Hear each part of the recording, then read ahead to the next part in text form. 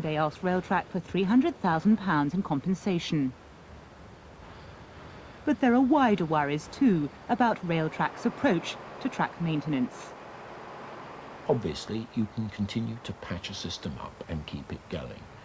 In the end, you get a situation where pieces of railway have to be closed, as the railway outside Euston has had to be closed for emergency repairs. And when that happens on the principal main line in the country, that is nothing short of disgraceful and shows that proper maintenance has been neglected.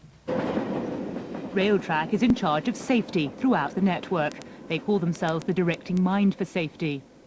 But a fatal crash at Stafford 8 weeks ago has raised questions about just how Railtrack deals with this vital responsibility. William MacDonald was travelling on one of the trains involved in the accident. He had to identify the body of one of his colleagues. Myself and Mr Stratton, this fire officer, went down and we duly identified them on the site, which would be roughly around about here, because the engine was up the bank, there was a coach slewed off, and then the next coach was where Mr Thompson had been lying, between the two coaches. But all we could see was, obviously, we could only identify him with his watch and his wedding ring and that, because the top half of his body was not at that time visible. They were still trying to get the man out. So that is when we actually knew it was Mr Thompson Senior then.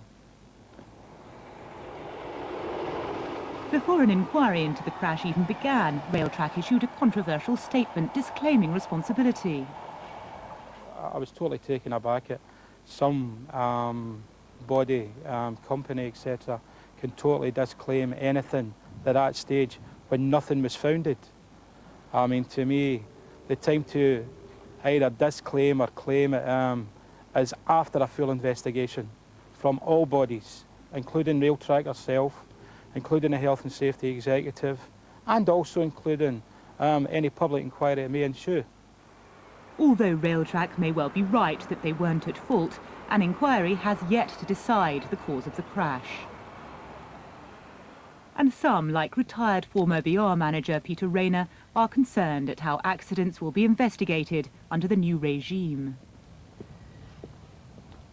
If there's an accident, in the past you knew who was in charge of that accident, everybody on the site of that accident responded up through the same structure.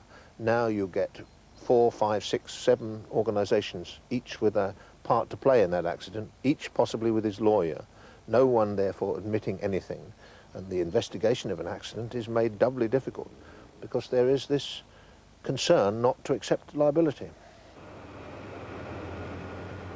Some now question whether Railtrack should be in charge of safety at all. There are powerful voices urging an independent safety authority. I think Railtrack all the way along the line has had a concern that when they become commercialised, when they're privatised, obviously they're running as a privatised company, and that the kind of responsibility for the total safety of the railway is quite onerous. It means they have to separate out their organisation to handle safety separately. Do you think that that would be much more satisfactory yourself? I think so. I think to have an independent authority that's looking to make sure that all these safety processes between these large number of companies is in place would be a sensible thing to do, certainly. There's now concern that as maintenance is contracted out to a host of private firms, safety management will become more and more difficult. A recent report suggested Railtrack were responsible for the largest block of contracted out work in Britain. And as our investigation continued, we heard disturbing stories. A railway man with many years' experience told us of unqualified workers on the track. It's absolutely essential, and nobody at all can actually go and work anywhere on or about the track without the proper documentation. Well, that was the case up until fairly recently. There is a thing called a PTS certificate, which is a personal track safety certificate.